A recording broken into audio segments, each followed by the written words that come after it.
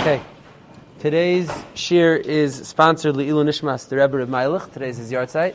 Additionally, it should be a schus for Le'ilu Nishmas Gavriel ben Shimon. Okay, let's proceed. I want to talk about the Korban Pesach a little bit, B'zman hazeh. Now, I know everybody has seen probably advertisements to chip in to buy a shepsel for Pesach, and everyone's already gotten their piece. I'm sure everyone's taken care of already. And I'm not really here as a paid sponsor for Korban Pesach Meichrim. I want to talk about the Inyan a little bit, and there's a lot of interesting backstory to the Inyan, but we'll get to it piece by piece. So now, let me say as follows. There's a few very good tshuvas about the Inyan that I want to really quote from, a lot. But let's just start like this. During the Tkufa of the end of the Tkufas HaNevi'im, in Malachim Beis, the Navi tells us that when Sancheriv came and he was sent to Galus, the 10 Shvatim, right? Sancheriv sent the Aseres HaShvatim to Galus. So now he didn't want there to be big, large pockets of Eretz Yisrael that are empty with nobody living in it, because that's just, hard to control and rife for revolution. So what he did is he imported kusim, which all throughout Chazal, anybody who's learned Gemara knows kusim pop up, tens of times probably, right? So he imported a whole amount of kusim, who were called Shomronim, Assyrians, Shomronim, Kusim. They're known by a lot of different names. Samaritans today. And he imported a whole population of them, and he parked them in the north of Israel so that they could occupy the space and make sure that the Jews don't come and take their country back from Sancheriv. Now these Kusim, at some point, the Navi tells us, Hashem sent lions, and they were starting to be killed. They were being killed off by lions, by Asiatic lions. It's an extinct subspecies of lion, I think. Asiatic lions were killing them off, and they became very fearful. So the Kusim did a mass gerus, and they were referred to as Geri Aroyas, right? The Gerim became Gerim because of lions. All this is famous from Gemaras. Now, over time, even starting in their time, there became a big machlekes amongst Chazal if Geri Aroyas are Geri Emes or not. Right? Is someone who converts because he's afraid of dying a good ger, not a good ger. Additionally, it seems that they were still Eved Avodah Zarah, so there was like a gerus b'shituf. They only wanted to do a gerus like partially. They still wanted to keep some of their old gods. So this was a big dispute amongst Chazal. And there's Tanoim who go one way, Tanoim who go the other way. There's Dinim that shtim better with one side, Dinim that shtim better with the other side. It was an ongoing machlekes until the Gemara tells us in Avodah Zarah and in Chulin that Shalchu Matzo, Chazal sent a messenger, and they found Dmus Yoina Bahar Carmel. They found a statue of a Yoina bird, which was their god, on Har Carmel, which was their central temple. And they said Nimnu v'gamru, that they're no good, and they passled them forever. They kicked them out. Now it seems that Chazal's Gzeira didn't take right away. There were still people who didn't know in regards to which halacha, but over time, certainly the Chazal's psak that the Kusim are not considered Jews stuck, and Kusim became a totally different than Ambif Neatzman. Now the Kusim, if you talk to them, the Samaritans, I've rather been there. Interesting. They have their very different origin story. They say that they're children of Bnei Ephraim, who came to Eretz Yisrael before everybody, and they're really the authentic Jews. And the Torah was given to them on Har Bracha, Har Grizim, not on Har Sinai. And the Aseres Dibros are similar, just a tiny bit different. And other sort of like minor nuance nafkaminas that they make. And they claim that they're the authentic Jew, they're the real Jew. Now, today, that sounds like just like as a funny throwaway thing, right? There's a group somewhere in Eretz Yisrael, a minor group that claims that they're mamish the real Jews. Okay, good for them, right? But back in the day, because they claimed they were the real Jews, they were always pushing to hurt the real Jews. L'mashal, when it came time to building the Beis HaMikdash, Hasheni, they petitioned the king to not allow Klal Yisrael to build the Beis HaMikdash, because they said, why are you allowing these interlocutors, these Jews who don't belong here, to come build another temple? It's good enough you finally get rid of it. Don't let them come here and build a second one. And there's many times, even in the Nevi'im, where you see that the Ksuvim mostly, towards when they're building the Bayis Sheni, but the Ksuvim really is where you see the Kusim and Chazal, there's Midrashim, this is the Pirkei Elazar, there's other Midrashim that say that the Kusim were actively campaigning to get Klal Yisrael's Beis HaMikdash not built. Now, that might have been a contributing factor to Chazal also distancing them completely, saying that there's no role for you over here. Meaning, if you're already aligning yourself with our enemies and you became like a different group, then there's no room for you over here. Now, the Kusim had a temple of their own. They also had a Beis HaMikdash, and it was on Har Grizim, Har Bracha, which is today, it's always been there, which is today right outside Nablus, Shechem, very near to the Palestinian authorities' control. They had a Beis HaMikdash there. Now, our Beis HaMikdash was destroyed by Nebuchadnezzar and Titus. Their Beis HaMikdash was destroyed by us. So in their Kilu story of tragedy and dispersion and being kicked out, their persecution started from the Prushim, from the Haredim. We didn't want them there, and our kings destroyed their temple. So meaning that's again another knock on us. Now over time, the Arabs liked them no more than we did, and the local Arab population persecuted them kemat into extinction. By the time the people were the third Aliyah, in the 1920s, I think they counted. The census came out. There was 141 Kusim left, a tiny amount of people.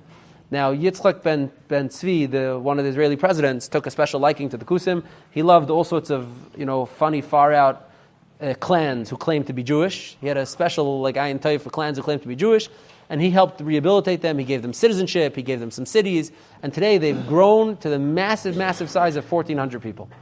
They have a population of about 1,400 people. They're split between two cities. Some of them live in Cholon, which is right outside Tel Aviv, which is part of Israeli government area. Some of them live on the border of Nablus, which is PA authority area. They intermarry with each other from the the Arab ones and the Israeli ones. They intermarry with each other. They're not Jews. No, they're not Jews at all. They need a gerus in Gansen mit alle Pitchivkis if they want to come be a Jew. Now, because they have such a small population and they lack diversity amongst the population, it's dangerous to keep intermarrying amongst such a small family pool. They've relaxed recently their gerus standards, and they allow in, particularly they like to take in Ukrainian women. So there's a lot of, I'm not joking, there's a whole group of Ukrainian male brides that married Kusi women. If you could go there today, I've been there. You could go to outside Nablus and Har Gerizim. I don't know how safe it is right now this minute, but you could go there, and they're practicing. They have a Sefer Torah. I've seen it. What do you say? They have a Kohen Gadol. I met him. They have a Sefer Torah. It's 1,300 years old. Now they have some strange minhagim, and this is why I'm talking about them today. They make a Korban Pesach still today. Every year, their calendar is a little bit different than ours because they don't do the leap years the same way. So, it's within, a month or two of when we have Pesach, they have Pesach, and that's how big the gap gets over hundreds of years. I'm saying? It's within a month or two of our Pesach. They make a Korban Pesach, and they bring it in Har Gerizim. Now, they have a little different halachas, obviously, because they don't have any chazal. They go just based on the pasuk. So it's be'erev bein arbayim. They shecht it as shkia happens.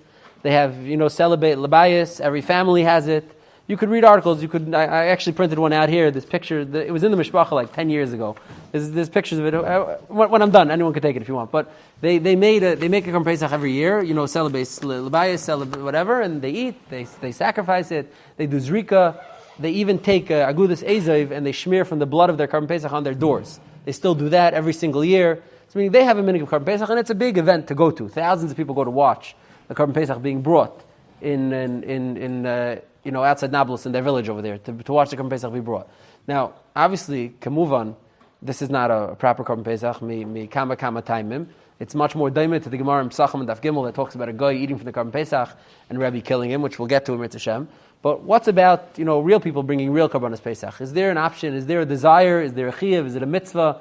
How are we supposed to look at the idea of bringing Korban Pesach? Now, the real machadish of this idea, like calling the progenitor of this whole idea of bringing Korban Pesach, of bringing Korbanos Pesach, was a Tzir Kalisher. Now, I'm going to leave him aside. We'll talk about him next week because he's worthy of a whole deep dive for himself. He's a fascinating character who straddled so many different lines in his life. While being a Talmud of Reb Kveger, he corresponded with leaders of the Reform movement. He was not Reform at all. He wrote Chuvas. He's a fascinating character. And he was the one who was machadish, the idea of bringing Korbanos B'Zman, and we're going to get to him. But let's just talk about an interesting offshoot of this idea of Korbanos B'Zman that I think is relevant. There's a sefer, it's a new sefer this year called Zevach Pesach. It's from Reb Uri Tiger. He's as close as one could be to be called a Talmud of Rav Chaim Kanievsky, if that's possible, right? I'm sure everyone's seen the videos of him. He was Magiel at Rav Chaim Svarim. He's obviously a Goyin. And he wrote a sefer in Rav Chaim Kanievsky's style on just the 10 prakim of Hilchos Korban Pesach, which in your regular Rambam is, so it's this many pages, turned into this. Now, in the Hakdama, he brings that there are 39 minhagim throughout the Yemei HaPesach, that are to be mazker the Korban Pesach. So interestingly, meaning Hayos, for thousands of years, for millennia, it was clear that a Korban Pesach could not be brought and would not be brought. So there's dozens of minhagim that are built into the minhagim of Klal Yisrael to be masker Korban Pesach, because meaning we're not going to bring a Korban Pesach until HaKadosh Baruch Hu lets us, so we want to remember it. And there's many different minhagim that he brings down to be masker Korban Pesach. Now there's one of them that caught my eye. that I want to read for you. It says, Yesh noyegim, and we'll see where this comes from and how this has to do with what we're talking about. It says, Yesh noyegim, liyos b'chatzos Erev Pesach. There are people who are makbid on Erev Pesach by chatzos, liyos rachik tesvav mil Yerushalayim, to be at least 15 mil out of Yerushalayim, because they liyos begeder derech orchaika, so they should be called b'derech orchaika, v'leili hikanis l'chshash kares, and not to be nichlal l'chshash of kares b'chlal. Amnam kasvu achronim she'ein l'chshash lachshish klalu klal adavar zeh b'kamatayim n'chayim. Now, this is a very interesting minhag that he brings down, that there are those who are noyig to make sure on Erev Pesach to be very far out of Yerushalayim, so they're not included in the Chashash Kares, and they're safe. Now, what's he referring to? What does this have to do with our topic, and why is it not something that you have to be machmir on? So, let's do that. Al-Rishon Rishon v'al-Achron Achron. So the first thing is as follows. Without going too deeply into it, there's a great sugya in Pesachim about Pesach Sheni, with three-way machlekes, exactly what Pesach Sheni's role is, meaning not how Pesach Sheni and Pesach Rishon interact with each other, meaning what are they to each other? Is it two different mayadim, one tashlumun zelazeh? There's 3 different days in the Gemara. It's a great machlekes. Now I'm going to read from the Rambam, because the Rambam has this very clearly. The Rambam says as follows: Misha hayatame b'shas shchitas haPesach, oy shahay b'derech orchaika, oy nenas b'oinas acher, oy shagag v'lehikav b'rishon. So the Rambam says 4 cases. He says derech orchaika, tamei, shagig, oinas. 4 types of such scenarios where a person could find himself in Erev Pesach where he was unable to bring a Korban Pesach. So says the Rambam, in these cases, he's supposed to bring a Korban Pesach. You do it the next month. Pesach Sheni, you bring your Korban Pesach to make it Tashlum. Meshchitas Pesach zeh, mitzvah saseh b'fnei atzma, v'doichas HaShabbos, it's mitzvah for itself. Now, continues the Rambam says, Ketzad, Misha Shagag Einanas v'lehikav b'rishon. Now here goes into some nuance. He says, someone who was Shagag or Nanas, he had a Shagig or an Einis that precluded him from bringing the Korban Pesach during Pesach Rishon. So, Im Hizid v'lehikav b'sheni chayiv kares. And this is something that's not pashut in the Gemara. If he's b'mezid doesn't bring it on Pesach Sheni, he's chayiv kares. That's what the Rambam says. Meaning we know that if a person doesn't bring Korban Pesach, he's chayiv kares. But if a person was an Einis or a Shagig in Pesach Rishon, and then he just doesn't do Pesach Sheni, which is not the Iker Mitzvah, he's Chayav Kares, says the Rambam. V'im Shagag Einanis af b'Sheni, pater. But if additionally the Pesach Sheni was again a Shagig or an Einis, then you pater from Kares, because Kares is not a Shagig or an Einis. Now, says the Rambam, but Avol Misha Tamei b'derech orchaika, someone who was Tamei, or on a faraway way, v'le'asa as a Rishon, he didn't make the Pesach Rishon, Afal Bisha Hizid b'Sheni, even though he b'mezid didn't bring it on Pesach Sheni, Ein Chayav Kares. Shekvar niftar mi Pesach Rishon min HaKares. Says the Rambam, because he was already niftar from Kares by Pesach Rishon. So now herein lies this distinction, Kilu. The Rambam seemingly is splitting up the 4 cases into 2 groups of 2. He says, Einis and Shagig is group A. Group A, if they don't bring it on Pesach Rishon, and they b'mezid don't bring it on Pesach Sheni, Chayiv Kares. Which seems like the shita that holds that Pesach Sheni is Chag b'fnei atzmai, which is what the Ravid points out. Says the Ravid, the Rambam seems to be holding like the Manda Amar in the Gemara, Pesach Sheni is Chag b'fnei atzmai, Chayiv Kares for it. Then the Rambam continues and says, but the second grouping of ones who were Tamei or B'derech Orchaika, them, even if they don't bring in a Pesach Sheni, they're not Chayiv Kares. Says the Ravid, now you're just twisting yourself up, and now you're just being size to yourself. Because which Mandam are you holding like? Do you hold like Mandam with Tashlumin? It's not a Tashlumin, this is the Ravid. Now, without going into this, it's a complicated Gemara, and there's a lot of Neisei Kelim. The rub of the Neisei Kelim is that the Rambam seems to hold, and I'll read it from him because it's simpler. He's being Mesakim all the different Neisei Kelim on the Siman. The Rambam holds like this, and this seems to be Medina the Gemara. Rambam holds like this. Pirush, Kishahaya Tamei B'derech Orchaika B'Pesach Rishon V'Le'asa Sasheni Einei Chayav Kares. When someone was Tamei or B'derech Orchaika, this type of category, where he was Tamei or he was outside of Yerushalayim on Pesach Rishon, he's not Chayav Kares. If he should niftar mi Pesach Rishon, in that case, he was pater from Pesach Rishon. He wasn't unable to bring a Pesach Rishon. He was pater from Pesach Rishon. Shenamar by Lashon Kares. And Pesach Rishon is where the Torah says the Lashon of Kares. V'nidcha lePesach Sheni shle'nemar by Lashon Kares. He was pushed off to Pesach Sheni, where by Pesach Sheni it does not say anything about Kares. This is Azay Halt the Rambam. Now, this is rather not so simple, because in Pesach Sheni it does say Avoina Yiso, and Avoina usually means Chiyav Krisus, and this is something that the Kesef Mishnah, and the Lechem Mishnah, and the Maggid Mishnah, and the Rambam himself, in a conversation with his son that's printed in somewhere else, discusses this, and it's a grace of Mavucha. But upon him, the Rambam is paskening that Tamei V'derech Orchaika is so pater from Pesach Rishon that even when Pesach Sheni comes and he's amazed and he doesn't bring a Korban Pesach, he's not Chayav Kares. As opposed to someone who's Shagig or Einis or an Einis on Pesach Rishon, where him, if he doesn't bring a Pesach Sheni, b'mezid, he's Chayav Kares. This is the Rambam's distinction. So now, from this sprouts this Chumrah. There were those who said, now it's unclear who this is. There's a Machlekes Rabbi Yashiv and Rabbi Moshe Sternbuch. If this was one person in Yerushalayim who had this minig, or there was a minig among Ziknei Yerushalayim. Rabbi Yashiv brings down that the Shamati, it's rather in Ha'aras, Amsachim, Afanart, and the Gemara. Rabbi Yasha brings down Shamati, that there was a minig by some Zikni Yerushalayim to leave Yerushalayim, to be B'derech HaChaika, so that therefore they're potter from Korban Pesach. Pesach Rishon, they're out of the game. Kares, off the table. Now, okay, Pesach Sheni, I didn't bring one, okay. It's not, Chach is not a krisis. Now, Rabbi Shtarmach, when he brings it, he says that there was Adam Echad, which makes it much more sound like it was like one neurotic person who thought of this chumra. I mean, not something to like even justify so much. Like one person thought, like a throwaway zach. Now, interestingly, neither one of them bring this, but really, it seems like the one person might have been Rabbi Lebelzer. It's brought down Bishmai that when he moved to Yerushalayim, I think Rabbi Lebelzer escaped like in 1941-ish, Pachas Yosser. When he moved to Yerushalayim, he asked one of his people, could you go be ma'ayin in the sugi of Korban Pesach b'zman hazeh? Meaning, like, how real is it? Are we really supposed to be trying to bring it? Are we really mechuyev b'zman hazeh? Are we not mechuyev b'zman hazeh? Go be ma'ayin a little bit. And he told him specifically to go look at the Sheilas David. The Sheilas David is a David Karliner, one of the Gedolei Hadar in Lita. I think he was nifter maybe in 1915, 1920. That kufa of Pachas Yosser. One of the Gedolei Hadar in Lita. He was a diminutive, a small man, but who cast a big shadow throughout Lita. Even in Eretz Yisrael, they used to write to him. I think rather Rabbi Nassim Kamenetsky, in Making of a Gadol, he writes Rabbi Yaakov's recollections of when Rabbi David Karliner came to Slobodka, like to say a guest shir. And he writes that the Olam was like, he writes like a description of them crowding around, couldn't get enough of him. And Rabbi David Karliner was a Gadol Adar in Lita, and in his Shailas Tshuva, Sheilas David, he has in the beginning of Chelik Aleph, he has a kuntras called Sheilas Tzion, aptly named Sheilas Tzion, where he goes through the inyan of Karbanos B'zman hazeh, and he dismisses it and says that it's past kama taimim, it's not possible, we're not even mechuyev, Hashem doesn't even want it right now, and etc. Now, the Rabbi Lebelzer, when he got there to Yisrael, he asked someone to go look up the Sheilas David and see, was steht wegen, Karbanos B'zman hazeh. So Rabbi Lebelzer's Gabe went, he looked it up, he came back, he reported to the Rebbe, the different rate in the Pesachim, and Rabbi Lebelzer told him, Afal Pikein, I don't want to be in Yerushalayim on Erev Pesach. And it seems he was makbid to go out of Yerushalayim on Erev Pesach to be, b'derech HaChaika. So it is yitachin that the unnamed person whose minig Rabbi Yashiv and Rabbi Shtarmach are quoting that is negeya. Now, neither one of them says that's Rabbi Lebelzer. I'm just putting together pieces from different places. It's yitachin that it was Rabbi Lebelzer who had this minig.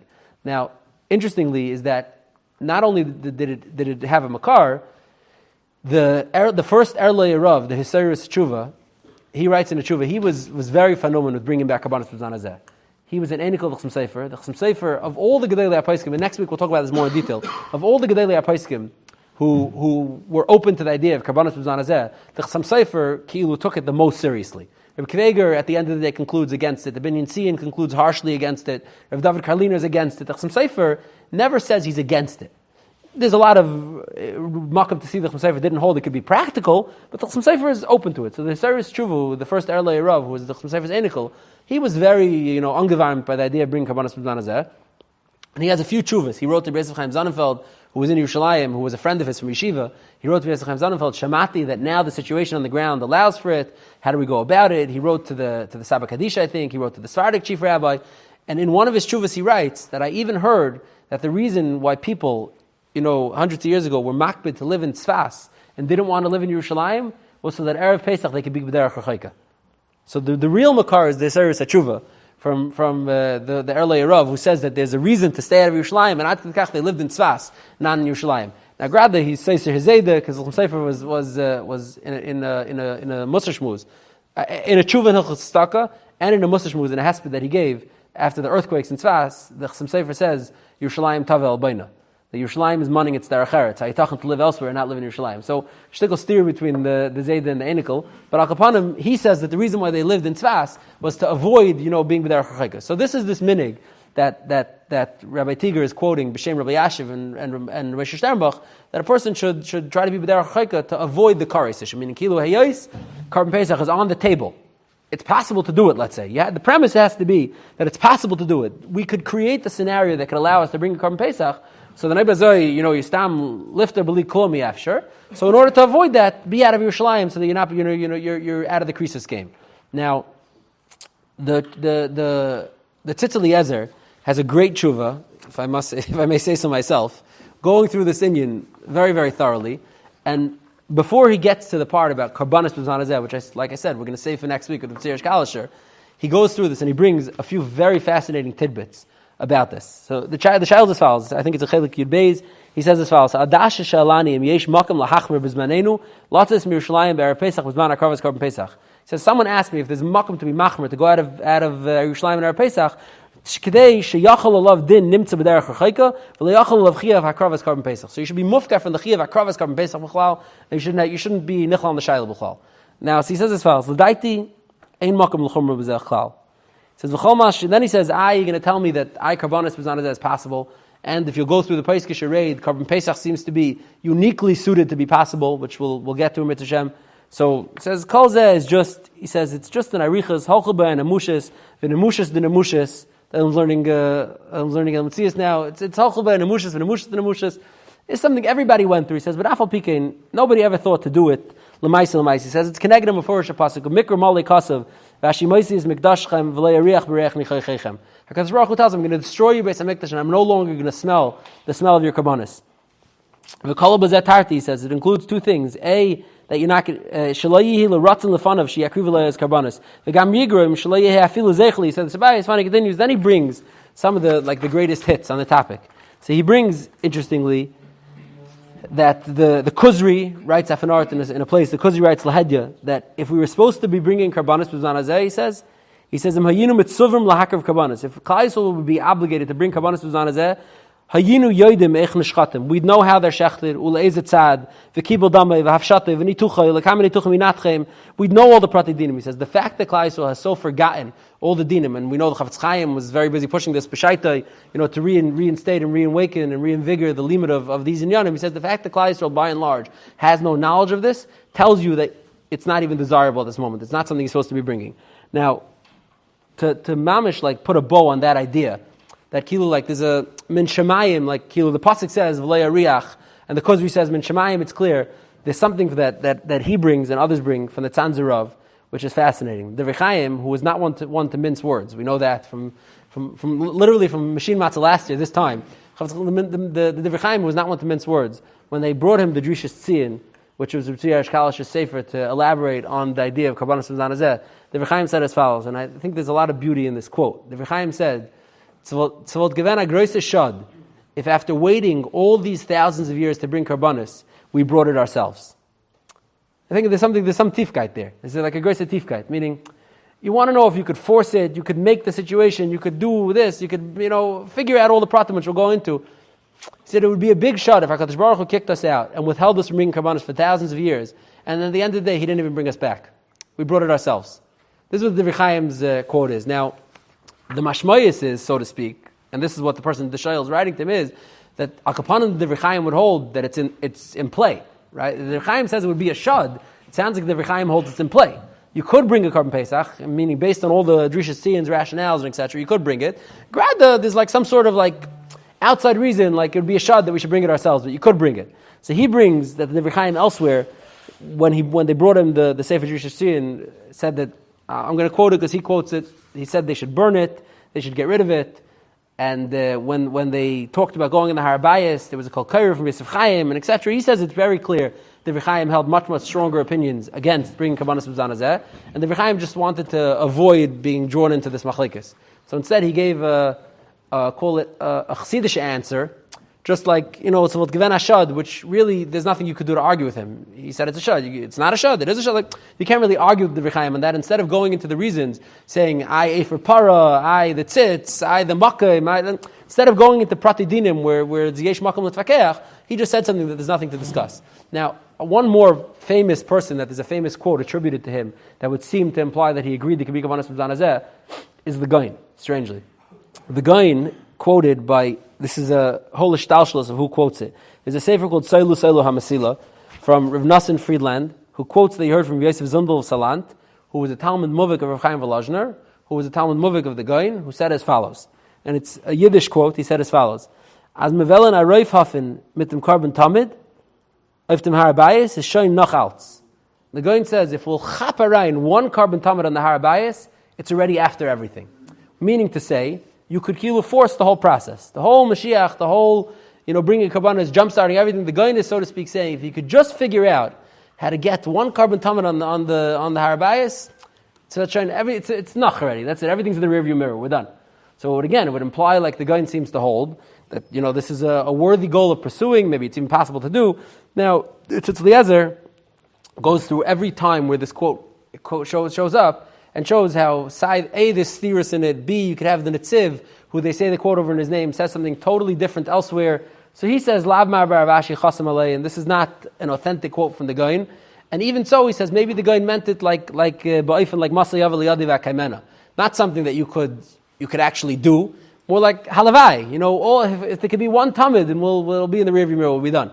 So he collects a whole bunch of different, shitas and paiskim and zachin that say that we're mamish mufka from Korban Pesach Uzman Hazeh, and therefore to force yourself to leave Yerushalayim, to run away, to be b'derech ha'chayk, to pater karas is absolutely unnecessary, because you're mufka from the chiv karas right now. There is no chiv of Korban Pesach right this minute as things stand. Now, I think let's divide it like this. We'll leave this part about this chumrah and this idea of zeichel Korban Pesach. And next week, we'll go into the Drishas Tzion, his life, his idea of Korban Pesach, the Pesachim will argue with him, the Pesachim will agree with him, to be continued. You've just experienced another Torah class brought to you by TorahAnytime.com.